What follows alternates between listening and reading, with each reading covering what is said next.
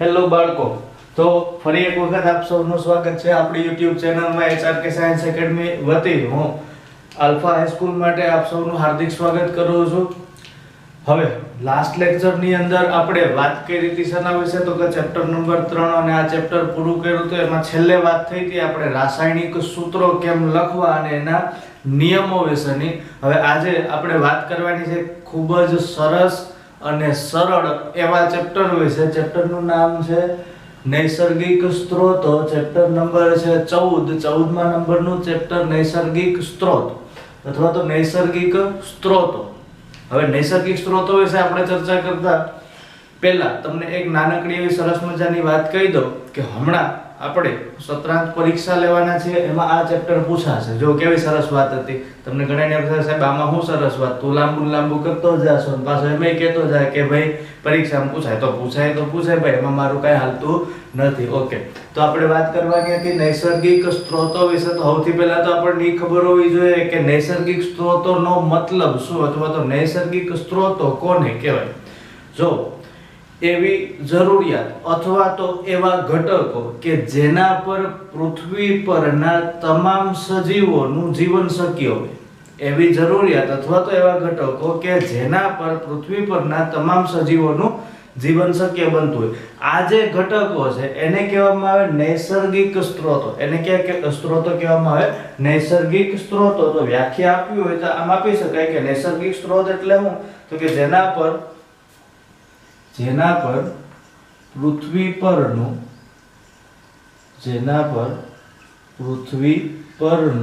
જીવન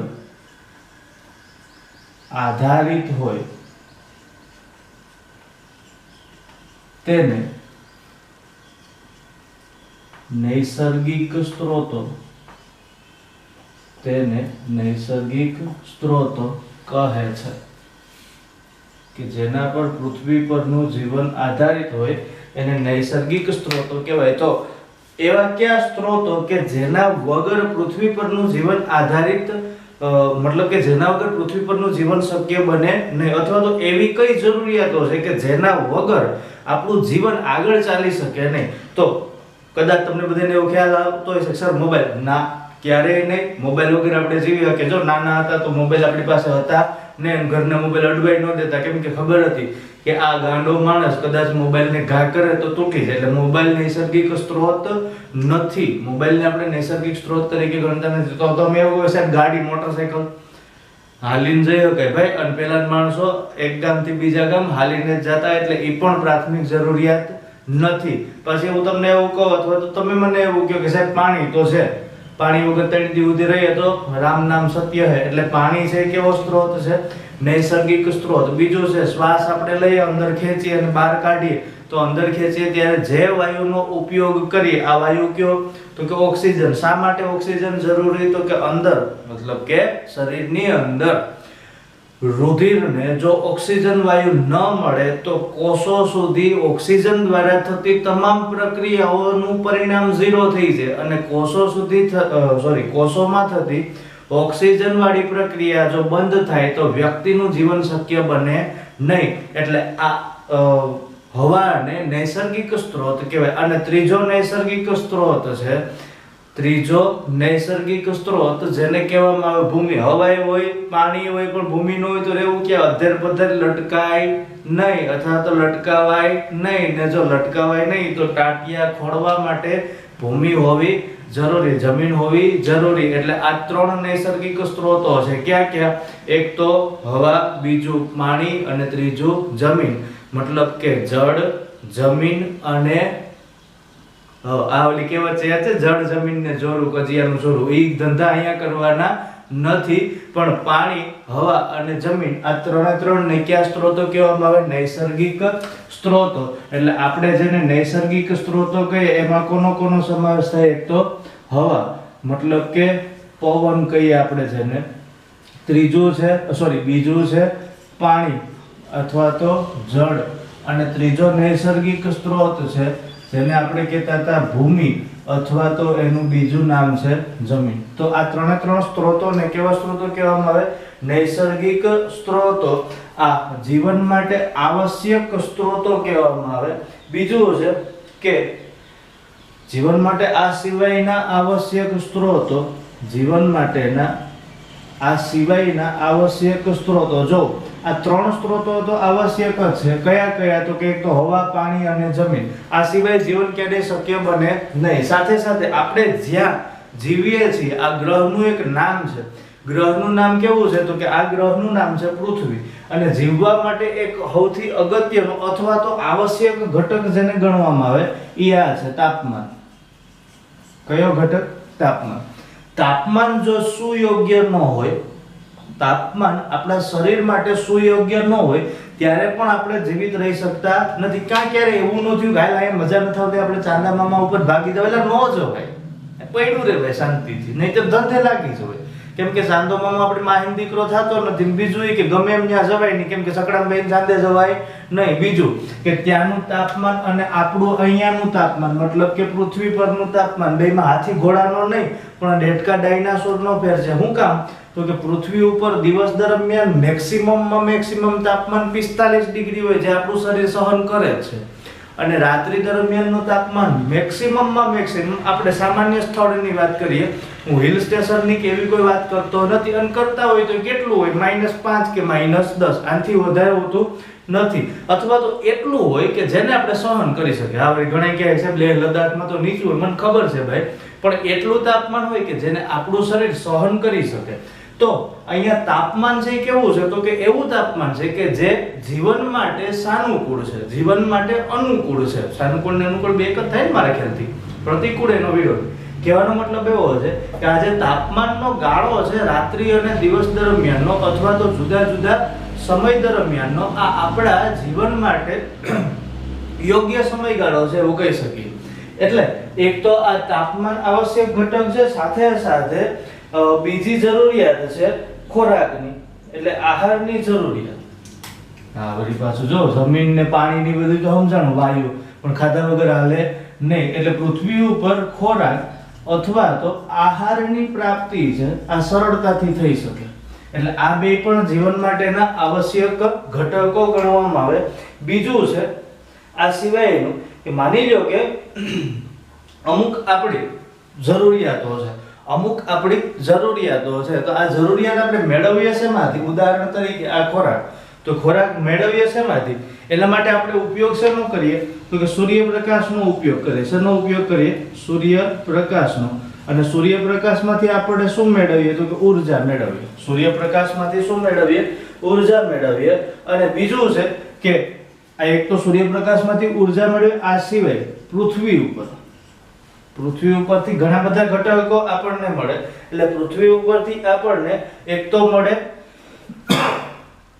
જો ઉપર મેં લખીને દીધા હતા કેમ ગયા રહ્યા, એક તો હવા મળે, બીજું પાણી મળે, ત્રીજું મળે ખોરાક અથવા તો જેને આપણે કહેતા હતા આહાર મળે. ખોરાક અથવા તો આહાર. એટલે પૃથ્વી ઉપરથી આપણે કયા કયા ઘટકો મળે? એક તો હવા, પાણી અને ખોરાક. અને સૂર્યપ્રકાશમાંથી આપણે શું મેળવીએ? ઊર્જા. કઈક એક વિટામિન હતું, આઈ થિંક ડી હતું ને, વિટામિન ડી. કહેવાનો મતલબ એવો છે કે સૂર્યપ્રકાશમાંથી ઊર્જા મળે. આ સિવાય પૃથ્વી પરથી તો અગત્યના અથવા તો જરૂરી ઘટકો મળે. ક્યાં ક્યાં? એક હવા, બીજું પાણી અને ત્રીજું છે ખોરાક. તો આ પ્રાથમિક જરૂરિયાતો છે આપણે સામાન્ય રીતે મેળવીએ શેમાંથી? તો કે કાં તો સૂર્યમાંથી મેળવીએ અથવા તો પૃથ્વી ઉપરથી મેળવીએ. આ બધી જ પ્રાથમિક જરૂરિયાતો પાછી પૃથ્વી ઉપર સરળતાથી ઉપલબ્ધ છે. એટલે પૃથ્વી ઉપર જીવન શક્ય છે કારણ કે અહીંયા નૈસર્ગિક સ્ત્રોતો છે. આ નૈસર્ગિક સ્ત્રોતો સરળતાથી મળી જાય. હવે આપણે જોવાનું હતું કે પૃથ્વી ઉપર આ સ્ત્રોતો મળે ક્યાંથી, અથવા તો પૃથ્વી પર આ સ્ત્રોતો ક્યાં ક્યાં છે? પૃથ્વી પર આ સ્ત્રોતો ક્યાં છે? હવે જો પૃથ્વી ઉપર આ સ્ત્રોતો મુખ્યત્વે જુદા જુદા આવરણોમાં વિભાજિત થયેલા હોય. પૃથ્વી ઉપર આ સ્ત્રોતો મુખ્યત્વે જુદા જુદા આવરણોમાં વિભાજિત થયેલા હોય. આ આવરણ છે એ 3 પ્રકારના છે. આ આવરણ છે એ કેટલા પ્રકારના છે? 3 પ્રકારના. એટલે 3 પ્રકારના આવરણો આવેલા છે. આ 3 પ્રકારના આવરણોની અંદર સમાવેશ થાય જુદા જુદા 3 આવરણ. આમ જોઈએ તો 4 આવરણ કહેવાય, પણ મુખ્યત્વે 3 આવરણ છે. એક આવરણ જેને કહેવામાં આવે વાતાવરણ, એક આવરણ જેને કહેવામાં આવે વાતાવરણ. બીજું આવરણ છે, આ આવરણને કહેવામાં આવે જલાવરણ. એક વાતાવરણ, બીજું છે જલાવરણ, અને ત્રીજું છે જેને કહેવામાં આવે મૃદાવરણ. અને ત્રીજું આવરણ જેને કયા નામથી ઓળખાય? મૃદાવરણ.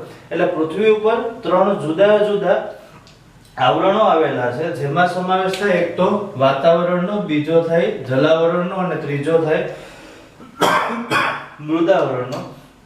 અને આ 3 છે, આ 3 જીવન જીવવા માટેના જરૂરી અજૈવિક ઘટકો ધરાવે. જીવન જીવવા માટેના જરૂરી અજૈવિક ઘટકો ધરાવે. અને આ અજૈવિક ઘટકોની અંદર કોનો સમાવેશ થાય? તો કે એક તો હવાનો, બીજો છે પાણીનો અને ત્રીજો છે જમીનનો. તો તમે કદાચ સમજી ગયા હશો કે 3 આવરણ કેવા હું માંગે. હવા સમાવેશ ક્યાં થાય? વાતાવરણમાં. પાણી સમાવેશ ક્યાં થાય? જલાવરણમાં. જમીન સમાવેશ ક્યાં થશે? મૃદાવરણમાં. આનો મતલબ શું થાય કે વાતાવરણ છે, આ વાતાવરણ પૃથ્વીની ફરતે કોલો આપણે શિયાળામાં તમને ખબર ધાબળો ઓઢીએ, આ ચાદરાની જેમ વીંટળાયેલું આવરણ છે, જેને કયા નામથી ઓળખાય? વાતાવરણના નામથી ઓળખાય. બીજું છે જલાવરણ. કદાચ તમે 8મા ધોરણથી ભણતા હો છો બાળકો કે પૃથ્વીનો 75% ભાગ પાણીથી ઘેરાયેલો છે, બાકીના 25%માં આપણે બધાય છબછબિયા કરીએ છીએ. મતલબ એવો થાય કે આ પાણી છે એ કયા આવરણમાં આવેલો છે? જલાવરણની અંદર આવેલો છે. અને ત્રીજું છે જમીન. બધાને ખબર છે જમીન ક્યાં આવેલી છે? જ્યાં આપણે બેહીએ એ જમીન જ છે. મતલબ એવો થાય કે આ જમીન છે કયા આવરણમાં આવી જાય? મૃદાવરણમાં. મતલબ મૃદાવરણ એટલે કયું? તો કે પૃથ્વીની સપાટીનું સૌથી ઉપરનું આવરણ. હું ચોખવટ કરું છું, સપાટીનું સૌથી ઉપરનું આવરણ. સપાટીથી ઉપર નથી ગયા, કારણ કે ત્યાં કયું આવરણ આવી જાય?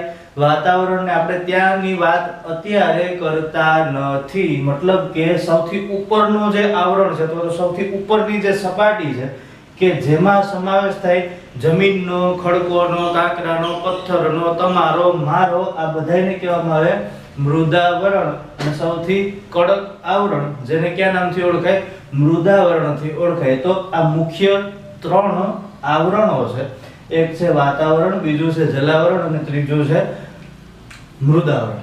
તો જોઈએ કે ખરેખર આને કહેવાય શું, અથવા તો આ માથાકૂટ છે. સૌથી પહેલી વાત કરીએ આપણે વાતાવરણની કે વાતાવરણ એટલે શું, અથવા તો વાતાવરણ ની અંદર કયા કયા ઘટકોનો સમાવેશ થાય. સૌથી પહેલું આવરણ વાતાવરણ. વાતાવરણ એટલે શું? તો કે સમગ્ર પૃથ્વીને, વાતાવરણનો મતલબ થાય સમગ્ર પૃથ્વીને કામડા કે ચાદરની જેમ, કામડા કે ચાદરની જેમ ઢાંકતું આવરણ. કામડા કે ચાદરની જેમ ઢાંકતું આવરણને કયા આવરણ તરીકે ઓળખાય? તો કે આ આવરણને કહેવામાં આવે વાતાવરણ. વાતાવરણની અંદર સમાવેશ થાય કયા શેનો સમાવેશ થાય? તો કે વાતાવરણમાં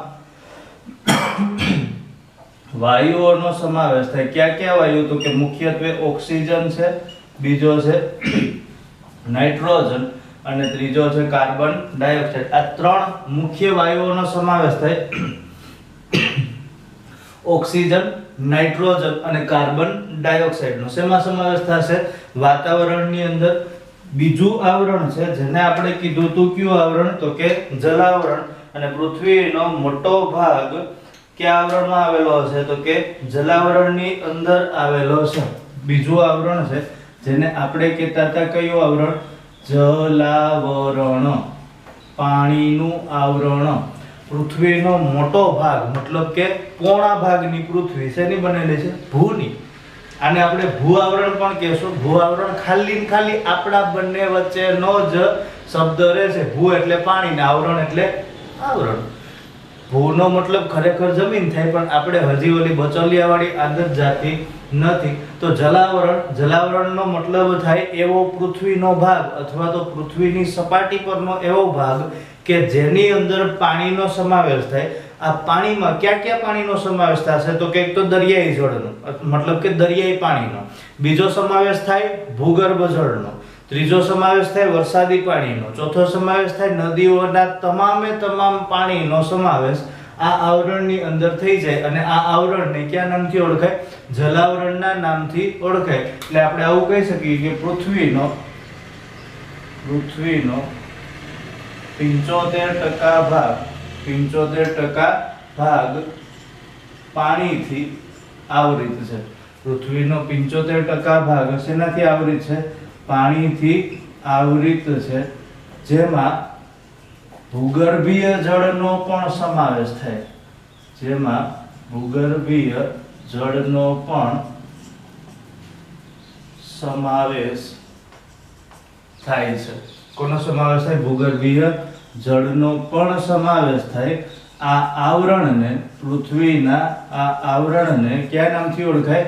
જલાવરણથી ઓળખાય છે. પૃથ્વીના આ આવરણને જલાવરણ કહે છે.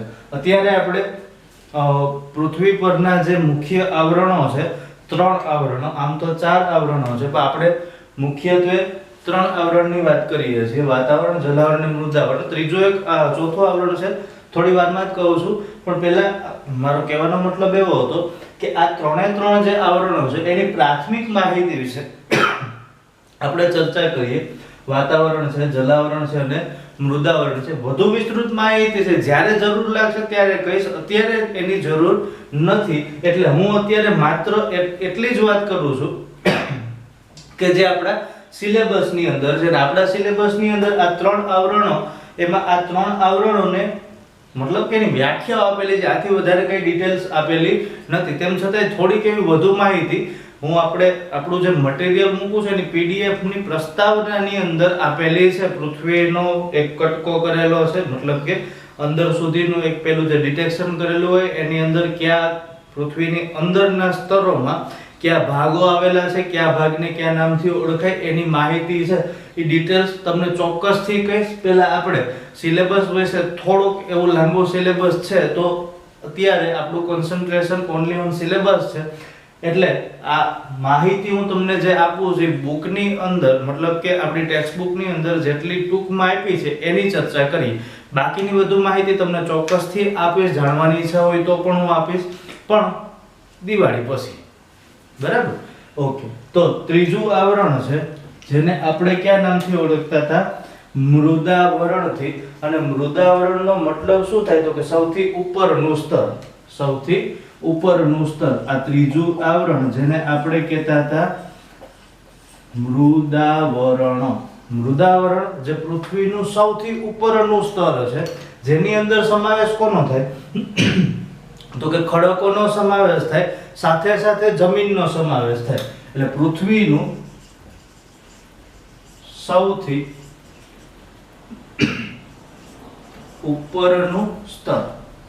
પૃથ્વીનું સૌથી ઉપરનું સ્તર, જેમાં કોનો સમાવેશ થઈ જાય? તો કે આની અંદર સમાવેશ થાય એક તો ખડકો અને જમીનનો સમાવેશ થાય. ખડકો અને જમીનનો સમાવેશ થાય. પૃથ્વીના આ આવરણને કયા નામથી ઓળખાય? મૃદાવરણથી ઓળખાય. અને પૃથ્વીના આ આવરણને કયા નામથી ઓળખાય? તો કે મૃદાવરણ. સોરી, થોડીક ઉધરસ આવે કારણ કે પાણી પીધું હતું અને નાકમાં ચડી ગયું, એટલે માફ કરશો. પૃથ્વીનું સૌથી ઉપરનું સ્તર, જેમાં ખડકો અને જમીનનો સમાવેશ થાય, આવા આવરણને કહેવામાં મૃદાવરણ. મતલબ એવો થાય કે આપણે જ્યાં ચાલીએ છીએ, રમીએ છીએ, કૂદીએ છીએ, પડીએ, છોલાય, જે કાંઈ થાય, આ જે ભાગ ઉપર આપણે રહીએ, જેને આપણે જમીનના નામથી ઓળખીએ, અથવા તો આપણી બાજુમાં રહેલો ગરબો ગિરનાર, આ બધા જ જ્યાં આવેલા છે, આ પૃથ્વીનું આવરણ જેને કહેવામાં આવે મૃદાવરણ. ટૂંકમાં સૌથી ઉપરનું બરડ સ્તર જે મૃદુ જેવું છે. એટલે આ સ્તર કે જેને આપણે મૃદુ કહીએ, અથવા તો જેને આપણે જમીનથી કહીએ, અથવા તો જમીનથી ઓળખીએ આ આવરણને કયા નામથી ઓળખાય? મૃદાવરણથી ઓળખાય. એટલે મુખ્ય 3 આવરણો કયા કયા? તો કે તો વાતાવરણ, બીજું હતું જલાવરણ, ત્રીજું હતું મૃદાવરણ. વાતાવરણની અંદર સમાવેશ થાય વાયુઓનો, જેમાં સમાવેશ થાય નાઇટ્રોજન, કાર્બન ડાયોક્સાઇડ, ઓક્સિજન અથવા તો બાકીના તમામે તમામ વાયુનો. બીજું આવરણ હતું જેને આપણે કીધું હતું જલાવરણ. જલાવરણનો મતલબ થાય પાણીનું આવરણ. પૃથ્વીનો 75% ભાગ કે જે પાણીનો બનેલો છે. ત્રીજું આવરણ હતું જેને આપણે કીધું હતું મૃદાવરણ. મૃદાવરણનો મતલબ થાય પૃથ્વીનું સૌથી ઉપરનું સ્તર કે જેને આપણે જમીન અથવા તો ખડકોથી ઓળખીએ. હવે આપણે જોવાનું હતું ચોથું આવરણ જેને કહેવામાં આવે જીવાવરણ. તમને મેં કીધું હતું એક ચોથું આવરણ છે. ખરેખર આ જીવાવરણ છે શું? તો કે જીવાવરણનો મતલબ થાય વાતાવરણ પ્લસ જલાવરણ પ્લસ મૃદાવરણ. એટલે જીવાવરણને ઓળખવું હોય તો આનો મતલબ કંઈક આવો થાય કે જીવાવરણ ઇઝ ઇક્વલ ટુ વાતાવરણ પ્લસ મૃદાવરણ પ્લસ જલાવરણ પ્લસ જલાવરણ. તમને એવું થતું છે આમાંય તો સરવાળા કરીને બે આવું હું કામ કરે? જરાક એવું કહીશ કે જીવાવરણ એટલે હું. તો જીવાવરણનો મતલબ એવો થાય કે જીવનને આશ્રય કે આધાર, જીવનને આશ્રય કે આધાર આપતું આવરણ. હવે જીવનને આશ્રય કે આધાર મળે ક્યારે? તો કે જો સજીવને યોગ્ય હવા મળે, પૂરતી માત્રામાં પાણી મળે અને જમીન મળે, સાથે સાથે બીજો એક ઘટક જેને આપણે તાપમાનથી ઓળખતા હતા અને તાપમાન મળે. તો જીવનને આશ્રય કે આધાર આપતું આવરણ જેમાં હવા, પાણી અને જમીન અથવા તો યોગ્ય તાપમાન મળી રહે. તો જો આ યોગ્ય તાપમાન મળી રહે, ટૂંકમાં આટલા ઘટકો જો યોગ્ય માત્રામાં મળે તો જીવન જીવવાની સંભાવના ખરી. મતલબ કે જીવન છે એ સંભવ બને. અને આ જીવન સંભવ બનવા માટે હવા, પાણી, જમીન અને તાપમાન જરૂરી. અને હવા મળે વાતાવરણમાંથી, પાણી મળે જલાવરણમાંથી અને જમીન મળે મૃદાવરણમાંથી. ટૂંકમાં આ 3 આવરણને ભેગા કરો અને જે રચના બને આ રચનાને કયા નામથી ઓળખાય? જીવાવરણના નામથી ઓળખાય. મતલબ કે આ કોઈ અલગ આવરણ નથી પણ છે શું? તો કે આ 3 આવરણમાંથી મળતા ઘટકોનો સરવાળો છે કે જેના લીધે આપણું જીવન શક્ય બને. આ આવરણને કહેવામાં આવે કયું આવરણ? જીવાવરણ. આવરણને કયા નામથી ઓળખાય? જીવાવરણના નામથી ઓળખાય. મતલબ એવો થાય કે જીવાવરણની અંદર જૈવિક ઘટકોનો સમાવેશ થાય, સાથે સાથે અજૈવિક ઘટકોનો સમાવેશ થાય. અહીંયા જીવાવરણમાં જોવા મળતા જૈવિક ઘટકો, ભાઈ જૈવિક ઘટકો એટલે હું કદાચ તમને લોકોને ખબર હોય કે ન હોય પણ હું કહી દઉં છું. જૈવિક ઘટકોનો મતલબ થાય એવા ઘટકો કે જે સજીવો છે.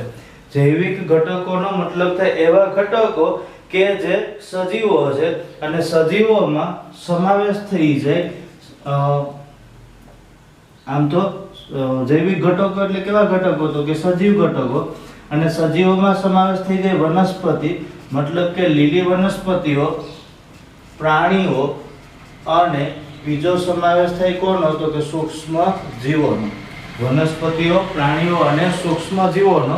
આ જીવાવરણના મુખ્ય 2 ઘટકો. જીવાવરણના મુખ્ય 2 ઘટકો, એક જૈવિક ઘટકો અને બીજા કેવા ઘટકો? તો કેવા જૈવિક ઘટકો? આ તમને ખબર? આપણે મતલબ કે તમે બાળકો હતા, હજી બાળકો જ છો, તો બાળકો તમને ઘણી વખત સમાનાર્થી વિરુદ્ધાર્થી પૂછે. જૈવિક વિરોધી બળ તો કે અજૈવિક, સુખનું વિરોધી બળ તો કે દુઃખ હોય ને. જૈવિક તો બીજું કેવું હોય? અજૈવિક જ હોય. અને અજૈવિક ઘટકોની અંદર સમાવેશ થાય કોનો કોનો? તો કે અજૈવિક ઘટકોની અંદર સમાવેશ થાય 3 જો આ એક કઈ સજીવમાંથી નહીં મળે. દે કોઈ સજીવ હવા, કાર્બન ડાયોક્સાઇડ દે, કાંઈ કામ હોય નહીં. પાણી કંઈક દે, જમીન ડખા થઈ જાય હો ભાઈ. જમીન વાહે તો ડખા થઈ જાય એટલે એ કોઈ દે નહીં. આ બધાય ઘટક એટલે આવું પાછું કોઈ કહેવું નહીં કે આ કોઈ દે નહીં એટલે અજૈવિક ઘટકો છે. ટૂંકમાં આ 3 પદાર્થો છે અથવા તો 3 ઘટકો છે, આ જીવન દર્શાવતા નથી પણ જીવન જીવવા માટે જરૂરી છે. જીવન દર્શાવતા નથી પણ જીવન જીવવા માટે જરૂરી છે. એટલે આ ઘટકોને કયા ઘટકો કહેવાય? અજૈવિક ઘટકો, કે જે સજીવો જેમ વર્તન કરતા નથી પણ સજીવોનું વર્તનની 80 કે 83 કરી દે. આ અજૈવિક ઘટકો અને વાતાવરણના અજૈવિક ઘટકોની અંદર સમાવેશ થાય એક તો હવા, પાણી અને જમીન. તો આ 3 ને વાતાવરણના અજૈવિક ઘટકો કહેવામાં આવે. હવે આપણે જોવાનું હતું નવો ટોપિકનું નામ છે જીવનનો શ્વાસ હવા. ટોપિકનું નામ કેવું? જીવનનો શ્વાસ હવા. ઓકે, તો હવા વિશે આપણે વાત થઈ હતી હમણાં. તો આપણે વાત કરી હતી જીવનનો શ્વાસ હવા. હવે આપણો ટોપિક છે જીવનનો શ્વાસ હવા. હવાનો મતલબ થાય હવા. એટલે ભાઈ હવાનો કોઈ મતલબ ન હોય પણ હવા એટલે શું?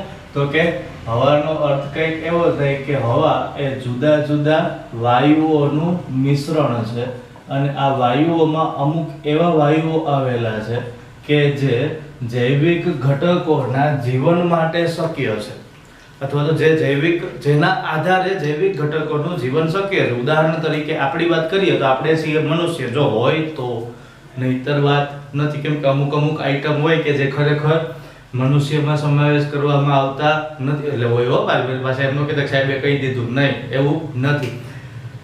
વાત કરતા હતા હવા વિશે. હવા એ ખરેખર છે એવું તો કે જુદા જુદા વાયુઓનું મિશ્રણ છે. ખરેખર પૃથ્વી ઉપર કોઈ પણ જૈવિક ઘટકો જેને આપણે સજીવના નામથી ઓળખીએ, આ સજીવોનું જીવન શક્ય છે એની પાછળનું કારણ થોડીવાર પહેલા આપણે એવું કીધું હતું કે પૃથ્વીની ફરતે એક ચાદર જેવું અથવા તો ચાદર કે કામડાની જેમ વીંટાયેલું આવરણ, જેને આપણે કહેતા હતા શું? તો કે વાતાવરણ.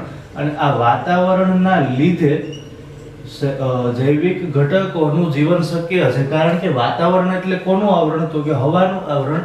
અને આ વાતાવરણની અંદર આવેલા હોય જુદા જુદા વાયુઓ, જેમાં સમાવેશ થાય એક તો નાઇટ્રોજનનો, બીજો વાયુ જેને કહેવામાં આવે ઓક્સિજન, અને આને આપણે પ્રાણવાયુના નામથી ઓળખીએ, અને ત્રીજો વાયુ છે જેને કહેવામાં આવે કાર્બન ડાયોક્સાઇડ. વાતાવરણની અંદર નાઇટ્રોજનનું પ્રમાણ સૌથી વધુ જોવા મળે. નાઇટ્રોજનનું પ્રમાણ હોય 78%, ઓક્સિજનનું પ્રમાણ એનાથી થોડુંક ઓછું, થોડુંક ને બહુ જાજુ ઓછું, આનું પ્રમાણ હોય 21%. એન્ડ અરે અંગ્રેજી ભાષા શું વાત છે? તો કાર્બન ડાયોક્સાઇડ આનું પ્રમાણ હોય સૌથી ઓછું અથવા તો ખૂબ જ ઓછું પ્રમાણ, અને આ કાર્બન ડાયોક્સાઇડનું પ્રમાણ હોય 0.03% જેટલું. કાર્બન ડાયોક્સાઇડનું પ્રમાણ હોય 0.03% જેટલું. મતલબ કે આનું પ્રમાણ સૌથી ઓછું અથવા તો ખૂબ જ ન્યૂનતમ માત્રામાં જોવા મળે. તેમ છતાંય આપણે શું કહીએ કે કાર્બન ડાયોક્સાઇડના લીધે ગ્રીન હાઉસ અસર સર્જાય અથવા તો ગ્રીન હાઉસ અસર જેવી સ્થિતિઓ સર્જાય, ને વાત સાચી છે. તમે વિચાર કરો કે 0.03% જેટલો કાર્બન ડાયોક્સાઇડ જો આપણને એટલો ધંધે લગાડી દેતો હોય તો આનું પ્રમાણ માત્ર 1% કરી દેવામાં આવે તો શું થાય? ધંધે લગાડી દેવા જીવવા દે નહીં. કહેવાનો મતલબ એવો છે કે જો કાર્બન ડાયોક્સાઇડનું પ્રમાણ 1% જેટલું કરી દેવામાં આવે તો વાતાવરણીય તાપમાન અથવા તો જીવાવરણની અંદરનું જે તાપમાન છે, આ તાપમાનની અંદર ખૂબ જ મોટા ફેરફાર સર્જી દે. રાત્રિનું તાપમાન અને દિવસનું તાપમાન આમાં બહુ જાજો ડિફરન્સ ન હોય, પણ જો આ પ્રમાણ 1% જેટલું જ ખાલી થઈ જાય તો આ જે ડિફરન્સ છે ને ખૂબ જ મોટો આવે. મતલબ એવો થાય કે દિવસે 70-80 ડિગ્રી જેટલું તાપમાન થઈ જાય, રાતે થઈ જાય -25 થી 30 ડિગ્રી જેટલું. અને આ તાપમાનની અંદર ક્યારે આપણું શરીર સેટ થઈ શકે નહીં, અને જો શરીર સેટ ન થાય તો આપણે પણ સેટ થઈ શકીએ નહીં, અને આપણું જીવન અપસેટ થઈ જાય. એટલે આનું પ્રમાણ કેવું જોવા મળે? સૌથી ઓછું. કોનું પ્રમાણ? કાર્બન ડાયોક્સાઇડ વાયુનું. હવે આ સિવાય માની લ્યો કે આપણે વાત કરીએ, જો હાલના સમયની અંદર એક ગ્રહ ઉપર એવું કહેવામાં આવે કે ત્યાં કદાચ જીવન શક્ય છે, અને આ ગ્રહ કયો? તો કે મંગળ ગ્રહ ઉપર જીવન શક્ય છે. આવી વાતો ચાલે, પણ ખરેખર અહીંયા જીવન શક્ય નથી એવા કિસ્સા પણ છે. કારણ કે આ બંને ગ્રહો ઉપર 93 થી લઈ અને 97% જેટલું પ્રમાણ માત્ર એક વાયુને છે, અને કયો વાયુ? કાર્બન ડાયોક્સાઇડ વાયુ. કયો વાયુ? Carbon dioxide. એટલે કાર્બન ડાયોક્સાઇડનું પ્રમાણ આટલું બધું વધુ હોવાને લીધે આ બંને ગ્રહો ઉપર ક્યારેય જીવન શક્ય બનતું નથી. જ્યારે પૃથ્વી ઉપર, હવે જો પાછો પ્રશ્ન તમને કદાચ એવો થતો હોય કે સાહેબ અહીંયા નથી તો માણસો, કે નથી તો મરેલા હો, તેમ છતાં અહીંયા કાર્બન ડાયોક્સાઇડનું પ્રમાણ આટલું વધારે, જ્યારે પૃથ્વી પર એટલા બધા સજીવો છે, આ બધા જ સજીવો કોઈને કોઈ રીતે શ્વસનની પ્રક્રિયા કરે છે.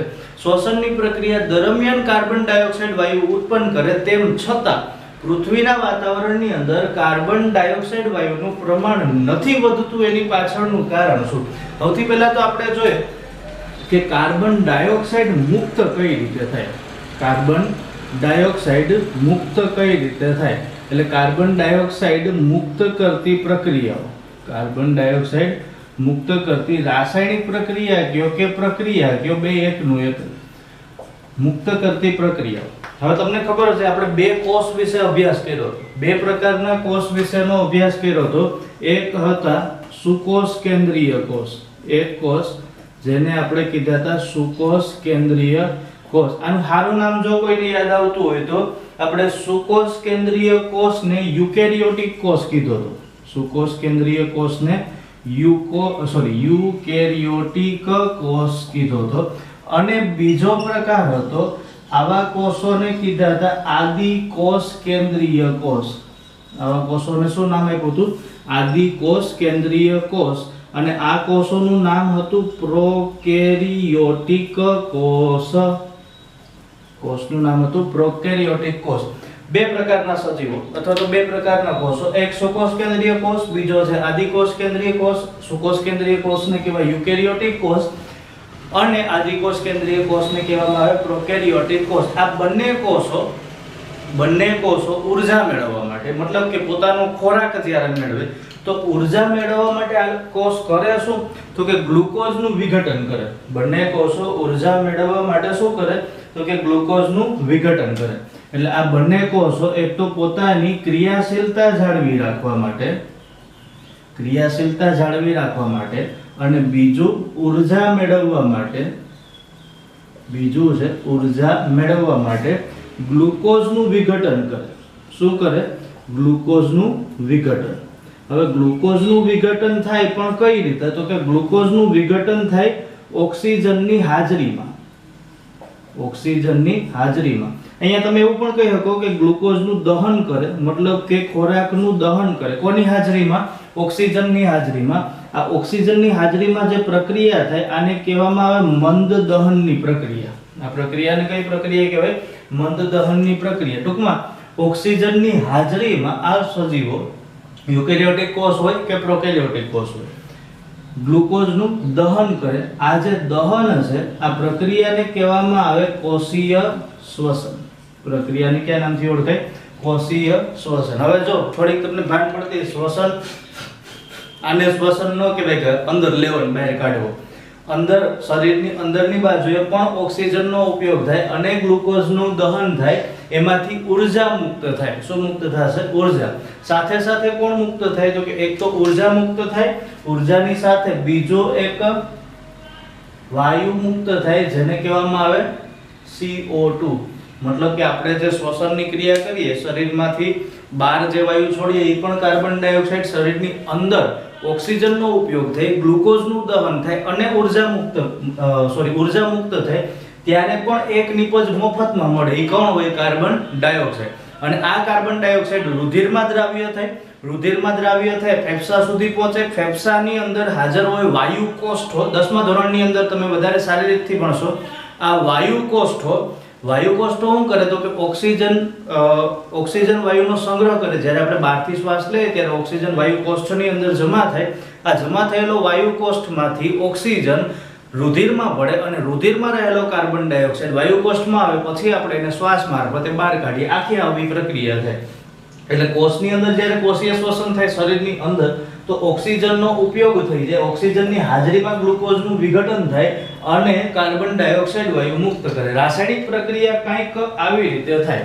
જો કોનું દહન થાય? તો કે ગ્લુકોઝનું અણુસૂત્ર થાય C6H12O6. આને કહેવામાં આવે ગ્લુકોઝ. કોની હાજરીમાં દહન થાય? તો ઓક્સિજનની હાજરીમાં દહન થાય. ઓક્સિજનનું અણુસૂત્ર થાય O2. કોની હાજરીમાં દહન થાય? ઓક્સિજનની હાજરીમાં દહન. સાથે સાથે કોષમાં હાજર હોય કોષરસ મતલબ કે પાણીની હાજરી હોય એટલે ત્રીજો પ્રક્રિયક થાય H2O. મને ખબર છે રાસાયણિક પ્રક્રિયા થોડીક અઘરી છે, તમે લોકો ભણ્યા પણ નથી, એટલે આપણે યાદ રાખશું ગ્લુકોઝનું ઓક્સિજનની હાજરીમાં કોષ રસની અંદર અથવા તો કોષની અંદર વિઘટન થાય કે દહન થાય. શું થાય? વિઘટન થાય અથવા તો દહન થાય. એટલે એમાંથી એક નિપજ આપણને મળશે CO2, આને કહેવામાં આવે કાર્બન ડાયોક્સાઇડ. એક નિપજ મળે કાર્બન ડાયોક્સાઇડ પ્લસ બીજી નિપજ તરીકે મળશે પાણી. બીજી નિપજ શું મળે? પાણી. અને ત્રીજી નિપજ કે જે આપણે જોતી હતી આ મળે ઉર્જા. એટલે ત્રણ નિપજો આપણને મળશે. એક મળે કાર્બન ડાયોક્સાઇડ, બીજું મળે પાણી અને ત્રીજું મળે ઉર્જા. અહીંયા આવશે 12, અહીંયા આવશે 6 અને અહીંયા આવશે 6O2 6H2O. આ રાસાયણિક પ્રક્રિયાનું સમતોલીકરણ છે. C6H12O6 plus 6O2 plus 6H2O, it gives 6CO2 plus 12H2O plus ઉર્જા. એટલે આપણે જોતું તો હું ખરેખર કાર્બન ડાયોક્સાઇડ નહોતો જોતો, આપણે તો ઉર્જા જોતી હતી. પણ એની સાથે ફ્રીમાં કઈ નિપજ મળે? Carbon dioxide. મતલબ કે કોષીય શ્વસનની પ્રક્રિયા થાય તો એમાંથી કાર્બન ડાયોક્સાઇડ વાયુ મુક્ત થાય. બીજી એક પ્રક્રિયા તમને કહું કે જેમાં પણ કાર્બન ડાયોક્સાઇડ વાયુ મુક્ત થાય. તમને ખબર હોય તો ઘણી વખત જંગલમાં આગ લાગે. ઘણી વખત જંગલની અંદર આગ લાગે, મોટા પ્રમાણમાં વનસ્પતિઓ હળગી જાય. મોટા પ્રમાણની અંદર વનસ્પતિઓ છે એનું દહન થાય. આ દહનની પ્રક્રિયા છે. આ દહનની પ્રક્રિયા દરમિયાન મોટા ભાગે અથવા તો મોટા પ્રમાણમાં કાર્બન ડાયોક્સાઇડ વાયુ મુક્ત થાય. મોટા પ્રમાણની અંદર કાર્બન ડાયોક્સાઇડ વાયુ મુક્ત થાય. એટલે બીજી શ્વસનની પ્રક્રિયા છે આ શ્વસનની પ્રક્રિયા કે જેમાં જંગલોમાં આગ લાગે અને જંગલોમાં આગ લાગવાને લીધે વનસ્પતિઓનું દહન થાય. આ વનસ્પતિના દહનના લીધે એક મુખ્ય વાયુ ઉત્પન્ન થાય દહન માટે, કયો? Carbon dioxide. અહીંયા પણ કોની હાજરીમાં પ્રક્રિયા થાય? તો કે ઓક્સિજનની હાજરીમાં જ રાસાયણિક પ્રક્રિયા થાય. કોની હાજરીમાં રાસાયણિક પ્રક્રિયા થાય? ઓક્સિજનની હાજરીમાં. તો આ બે પ્રક્રિયાઓ એવી છે કે જેમાં કાર્બન ડાયોક્સાઇડ વાયુ મુક્ત થાય, તેમ છતાં પણ વાતાવરણની અંદર કાર્બન ડાયોક્સાઇડનું પ્રમાણ કેટલું? તો કે વાતાવરણની અંદર કાર્બન ડાયોક્સાઇડનું પ્રમાણ થોડી વાર પહેલા તમને કીધું હતું 0.03% જેટલું. તો પાછો પ્રશ્ન એ કે ભાઈ આટલો બધો કાર્બન ડાયોક્સાઇડ વાયુ ઉત્પન્ન થતો હોવાને લીધે અથવા તો થતો હોય તેમ છતાં પણ કાર્બન ડાયોક્સાઇડનું પ્રમાણ વાતાવરણમાં સાવ આટલું જ શા માટે? કારણ કે અમુક રાસાયણિક પ્રક્રિયાઓ એવી છે કે જેમાં કાર્બન ડાયોક્સાઇડનો ઉપયોગ થઈ છે. એટલે CO2 નો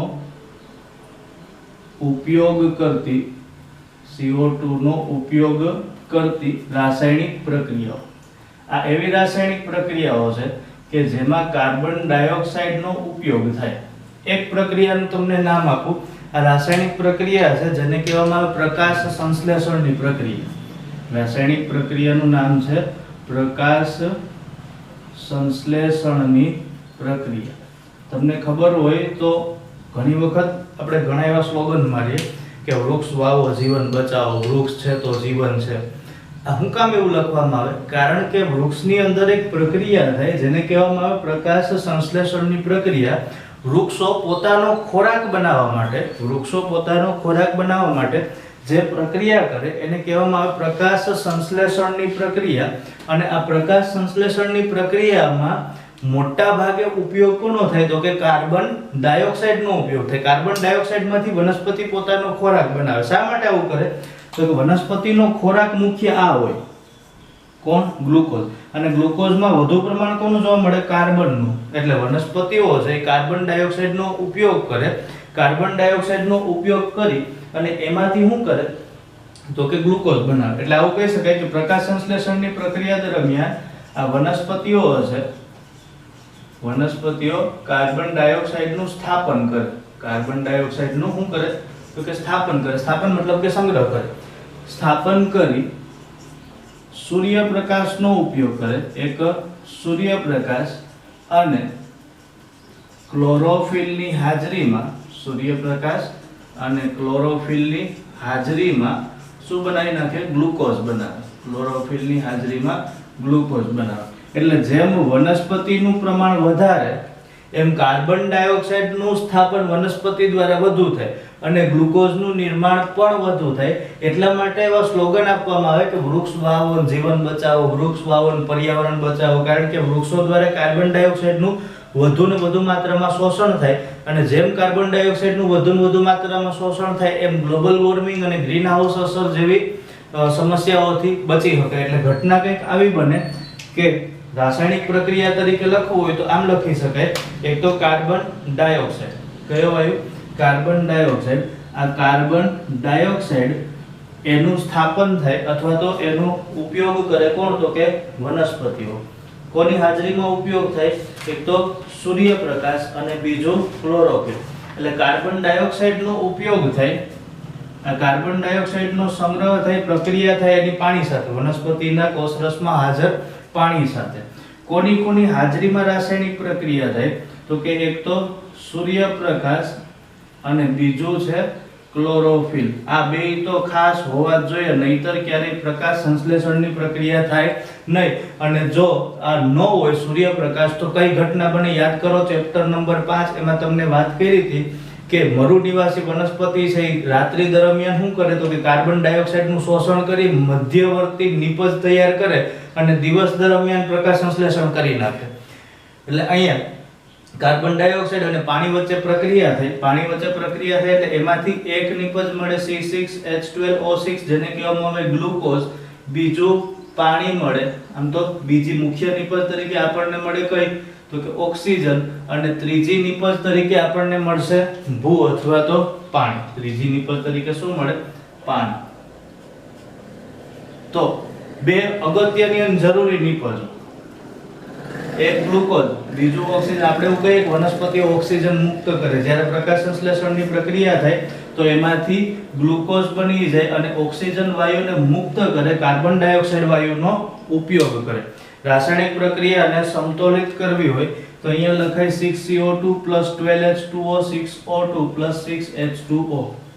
આ પ્રકાશ સંશ્લેષણની પ્રક્રિયા જેમાં શેનો ઉપયોગ થાય? કાર્બન ડાયોક્સાઇડનો.